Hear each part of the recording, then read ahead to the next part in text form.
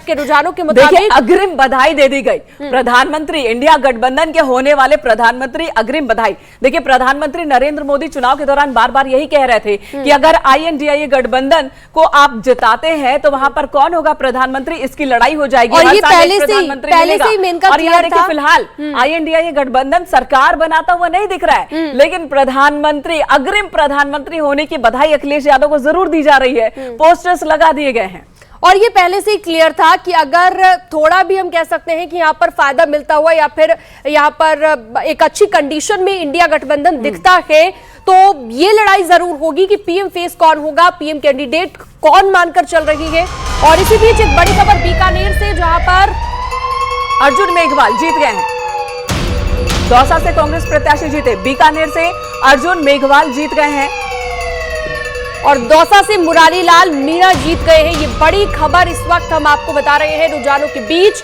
अब ये भी आना शुरू हो गया है मेनका कि अब जो फाइनली जीत गए हैं, क्योंकि जितने भी राउंड की काउंटिंग थी वो पूरी हो रही है और जैसे ही कुछ जगहों पर ये क्लियर हो जा रहा है कि कौन सा प्रत्याशी जीता, वैसे ही न्यूज 18 सबसे पहले आपको ये भी बता रहा है। तो बीकानेर से अर्जुन राम मेघवाल जीत गए हैं, जीत दर्ज करा ली है और दौसा से कांग्रेस की मुरारी लाल मीणा ने भी जीत हासिल कर ली है। तो बहुत सारी तस्वीरें हैं, बहुत सारे सीट हैं जहां पर तस्वीर पूरी तरह से क्लियर हो गई है। जीत हार का फैसला हो चुका है और इस वक्त हम आपको दिखा रहे हैं, रुझानों की तस्वीर भी दिखा रहे हैं, कितने सीट क्लियर हो गए वो भी दिखा रहे हैं। 24 पर बीजेपी ने जीत हासिल कर ली है, 9 पर कांग्रेस ने जीत हासिल कर ली है। पूरे भारत की अगर हम बात कर ले, 239 पर बीजेपी आगे चल रही है, 295 पर एनडीए आगे चल रहा है, इंडिया 227 पर आगे चल रहा है इस वक्त और एनडीए 37, उत्तर प्रदेश में आगे INDIA 41, यानी कि INDIA अभी तक जो 44 हम दिखा रहे थे, अब 41।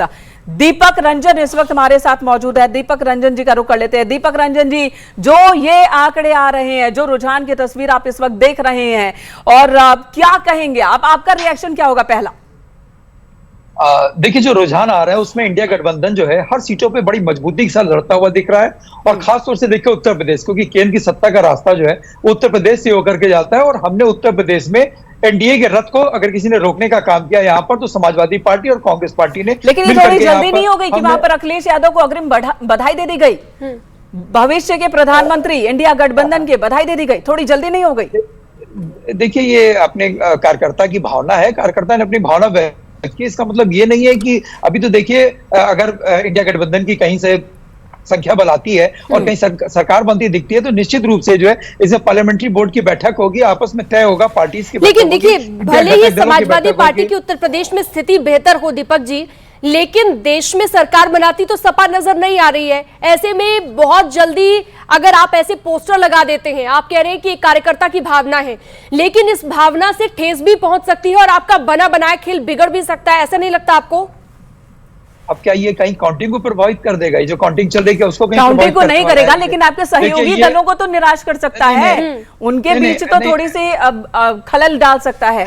काउंटिंग की बात नहीं हो रही है, लेकिन INDIA गठबंधन इतने सारे पार्टी आप एक साथ आते हैं और वहां अचानक से एक पार्टी के नेता को प्रधानमंत्री होने की बधाई दे दी जाती है। कांग्रेस अभी भी 90+ है, क्योंकि देश की सरकार यहाँ पर बन रही है ना। देखिए, कार्यकर्ता की अपनी भावना, उसने अपनी भावना व्यक्त की। इंदौर से बड़ी खबर आ रही है, इंदौर में बीजेपी के शंकर लाल तो जीत गए हैं, लेकिन नोटा को 1,72,000 वोट, नोटा को शंकर ललवानी जीते हैं, लेकिन नोटा को 1,72,000 वोट इंदौर में, और ऐसा शायद पहली बार होगा कि नोटा को इतने बड़े तादाद में वोट मिला होगा। इंदौर से खबर, जहां पर नोटा को 1,72,000 वोट, अभी तक शंकर ललवानी जीत गए हैं, बीजेपी के कैंडिडेट हैं, लेकिन नोटा को 1,72,000 वोट इंदौर में, यह बहुत बड़ी